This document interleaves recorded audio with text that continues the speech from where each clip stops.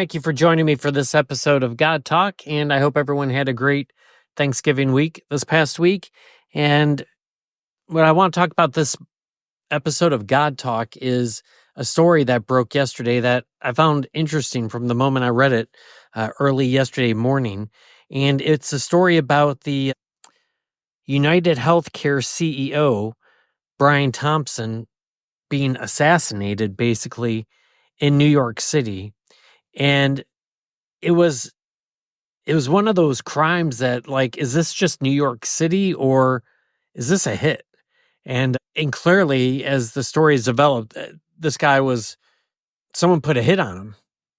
This wasn't just some random shooting. This wasn't just mama whoever got her insurance claim denied and she decided she was going to get revenge on the head of the company. This was well thought out. The guy who did it was calculated and very cold-blooded in how he did it. If you saw the video of it, he's just hanging out on the street corner waiting for the CEO, which he clearly knows well what he looks like. And it's not random because there's many people that are passing before the CEO passes. But as soon as the CEO passes, he comes up behind him. He points out this gun that looks like it has a really long handgun that has this really long barrel, but it's not that the barrel's that long. It's got a silencer on the end of it. And the guy's wearing a backpack, almost like a ski mask. And that in and of itself is kind of weird that, like, I mean, it's cold there and everything, but I think especially since the pandemic, people have become a lot less suspicious of people who have their face covered. And so, I mean, this is like a guy that you normally see walk into the bank to rob a bank. And so, but there's no hesitation in what he does.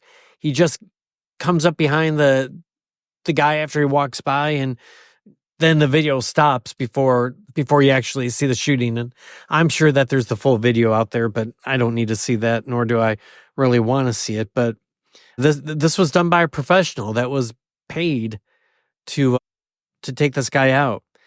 And then what came out today is interesting. On the shell casings, there was actually inscribed words on them. And I mean, what level is that like you're not only hiring a professional to do the killing, assuming that, like, this isn't just some guy that is just really comfortable with guns and killing people anyways, but I would still lean towards it was a paid job. But the guy who does the job, like, the message, the note behind that he's leaving is on the bullets themselves.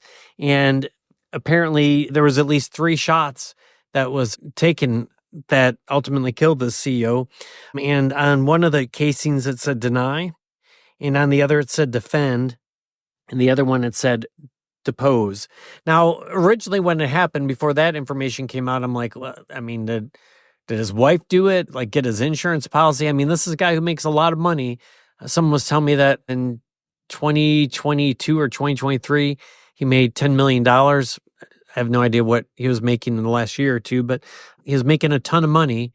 So, like, did he just have a huge life insurance policy and his wife wanted to be done with him? Maybe she caught him cheating or something and just, fit of anger. Like, did she pay someone to do it?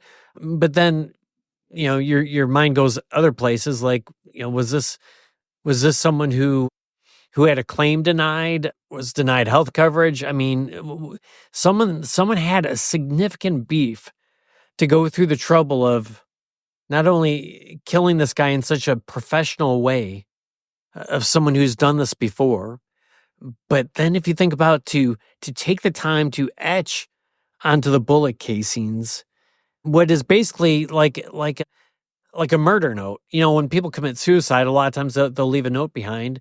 This is like a murder note. Now the question is it to throw the police off? Like, is this to make them to look for someone who maybe, and apparently this guy's had different threats on his life that people were threatening to kill him. You can imagine being a CEO of a large healthcare company and listen, your spouse needs cancer treatment, your your child does or whatever, and for whatever reason it's either denied or it's held up, and I mean, you can think about the amount of people that want to exact revenge on that company, and well, you can't do it on a company, but you can do it on individuals, and so who better to do it on than the CEO of the company? So, the question was too, like, he had death threats placed upon him, but why wasn't he traveling with some sort of security detail? Now, he wasn't from New York City.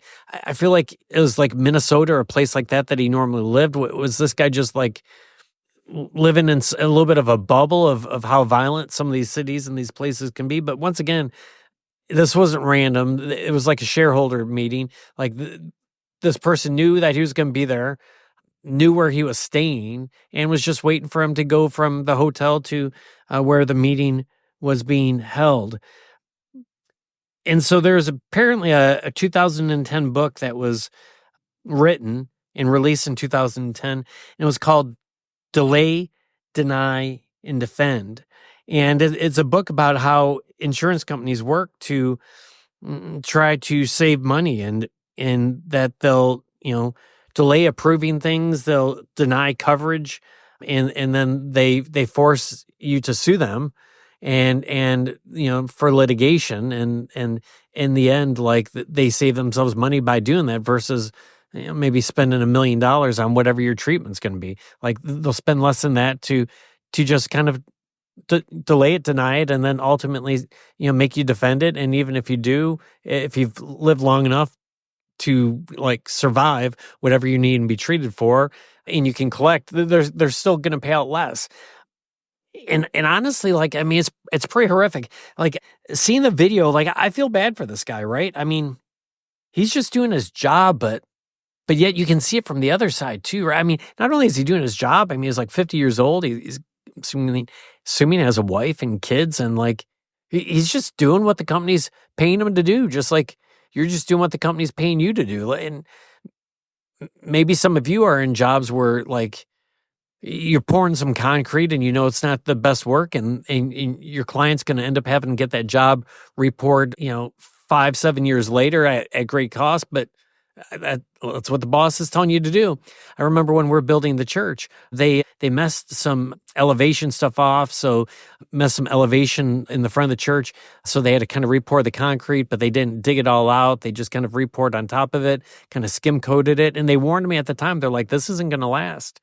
Now, to the credit of the builder, like, when it started all chipping away, he ended up calling just because he wanted to show the church to someone, to show them an example of the job they did. And I told him what had happened, and they actually came out and fixed it like 10 years, 12 years later without any cost. But like, I mean, that goes on all the time when you like build your home, build your house. Now, that's not on the same magnitude and scale of like being denied treatment for your health, for cancer, from ALS, some major disease that's going to kill you. But in a smaller way, it's similar, right? I mean, whatever you're doing to kind of, half butt, not really, half butt doesn't communicate exactly what I'm wanting to say, but I can't say what I really want to say, and I couldn't come up with a better word. But, if you're only halfway doing what you should be doing, but that's what the boss is ordering you to do, and in the end, it's going to cause hurt, pain,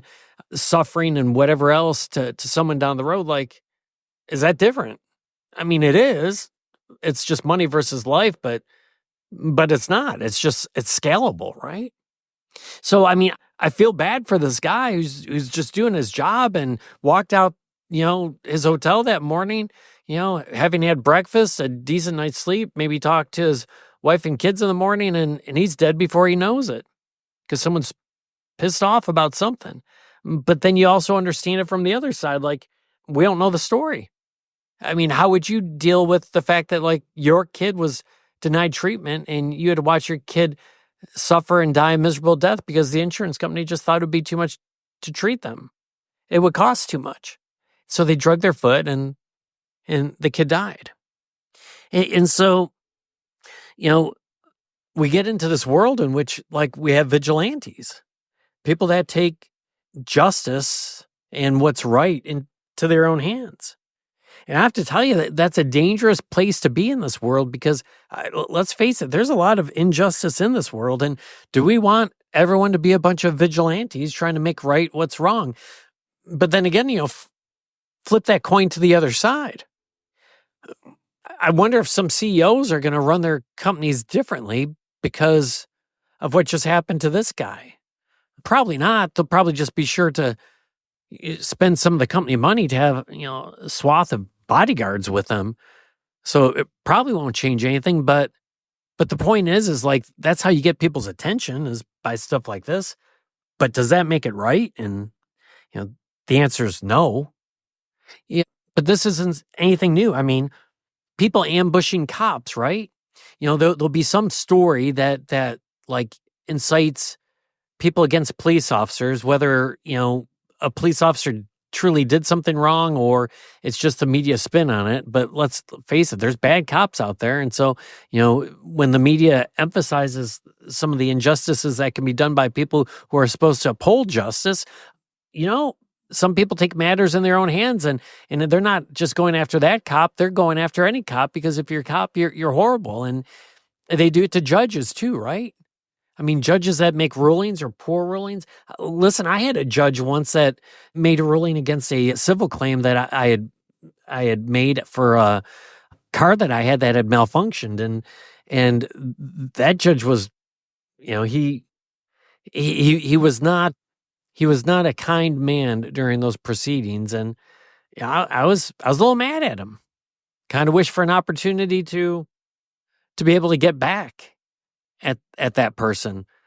As the story turns out, I kind of did get that opportunity, but that's another podcast, another story, and I won't bring that one up here. But not only people ambushing cops, the whole Timothy McVeigh and the Oklahoma City bombing, like, getting back at the government. Vigilantism. The Unabomber, Ted Kaczynski, he thought, people with environmental and technology crimes and abuses and so forth, that they were worthy of being blown up and being killed. People that like put anthrax in an envelope and mail it to people. I mean, these are all the same. It's vigilantism, like people trying to exact justice themselves. And the question is that our role? Is that ethical? Is that right? Like, even when people do things that are wrong, is it our right to make it right? Is it our right to get back and to get even? I mean, you can look at the Old Testament, and if certain people did certain things, then the person who had been wronged by them did have some latitude to make it right. So, I mean, biblically, I guess you can make an argument based upon the Old Testament. Not I guess, but you can, based upon the Old Testament, say some of this stuff is right. But certainly by the time we get to the New Testament, we realize that that's not for us to do. Government holds a role to do that, but ultimately God holds that role. The Bible says, "Vengeance is mine, saith the Lord." And I have to tell you, like, that's not real satisfactory when someone's doing people wrong, when someone's scamming old people out of, $1 million, trying to convince them that if they don't like give them access to their bank account, the IRS is going to come and seize their home. And like, I mean, there's just not a hot enough place in hell for people like that. And there's people out there doing that and getting away with it. And so this becomes difficult for us as Christians and those who believe that there's a definite right and a definite wrong. I have to tell you, like, this is a strength of mine, but also a huge weakness of mine. I've got an overactive sense of justice, right? Like, when people are being real jerks and getting away with it, like, I feel the need to open my mouth. I feel the need to teach a lesson.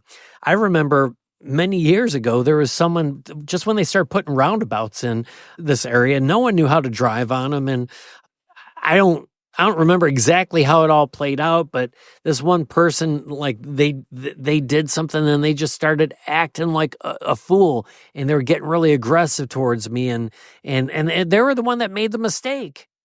And And so like I sped up behind them and I like started videoing their car, mainly just trying to get their license plate. And they didn't like that, and it just kind of escalated, and eventually I just kind of let them go. But then I had a friend who was in law enforcement, and that, I should say friend, like I was a member at that time, and they got me the person's address. And so I wrote them a little note about like, I saw how you're acting, I saw how you're behaving, and I better never see you behave like that again, or, it's not going to turn out well. I can't remember exactly what I wrote. I'm not necessarily proud of it, but like my goal was ultimately like, stop acting like a jackwagon. Once again, I don't really mean wagon. There's another word I want to insert in that, but I'm trying to make this like friendly in case your kids are in the car listening to this as I'm speaking it. I'm also trying to be like pastoral in how I talk, right? Teach them a lesson so that they don't keep acting that way. Like society doesn't need people like that. So I'm like, I'm not one that would ever, go blow up a building to make a point or something like that. But on smaller scale, I mean, I'm guilty of it. I'm guilty of trying to get vengeance and justice and to try to teach people lessons. Yet it's God that is to have that role. And it's hard to wait on God's timing. And the other part that's kind of difficult about it is like God uses means by which he does exact revenge. Like everyone can sit there and let Hitler live forever because, well, God will take care of it. Well, how does God take care of it? He takes care of it through people. I mean, God didn't just snap his fingers and the people of Israel were out of Egypt. God had to call a person named Moses, send Moses to Egypt. Moses, does the 10 plagues for God, and then he leads them out of Egypt. Like, God didn't just snap his fingers and do it. Like, when God was ready for King David to take over for King Saul, God had to use someone to kill King Saul so that David could then become king. So the difficulty sometimes, especially for those of us who have that overdeveloped sense of justice, is like, well, how do I know God's not wanting to use me to teach that person a lesson? And that's just where it gets a little complicated, I think. And then we also have Jesus saying, listen, you're supposed to love and you're to pray for your enemies. And I guess that's where I want to kind of pull everything together on this podcast is, we're in a world still that has a lot of hate. And honestly, for good reason. I mean, God hates evil and wickedness, and there is no shortage of evil and wickedness in this world. But not only is there there's no shortage of evil and wickedness, there's just a lot of people with a lot of different opinions, and everyone is just really ultra aggressive to people that hold differing opinions. Maybe you're dealing with it with people in your life, and maybe you've got people like that in your family. Maybe it's with people in your workplace, or who knows. But what I think we have to keep in mind is like, it's not always our job to make things right and to set things right. Sometimes it's our job just to pray for people that we hate, to pray for people we can't stand. Sure, we stick up for people who are being persecuted and who don't have a voice. Sure, we stick up for the unborn child that's being murdered and all of these noble causes that we should stick up for. But that doesn't mean that we don't pray for our enemies. That doesn't mean that we still don't have a heart that their heart would be changed, and that we would pray to God that they would be changed. And I think if we did more of that, then we would be not so quick to try to get even with people. I mean, there might be times that we have to stand up. There might be times where we must protect and we teach a lesson. But if we're praying for those that we can't stand, we hate, we don't like, for the evil and the wicked, probably our approach towards them will be different, even when we stand up for what is right. Just something to think about as this crazy story is relative to the last couple days, and it's going to be interesting how it all unfolds. But maybe a good opportunity to look at ourselves and to see how we deal with people that have offended and hurt us. Can we do it in a more loving way? Thank you for joining me for this episode of God Talk, and I look forward to talking to you next week. God bless, and have a great day.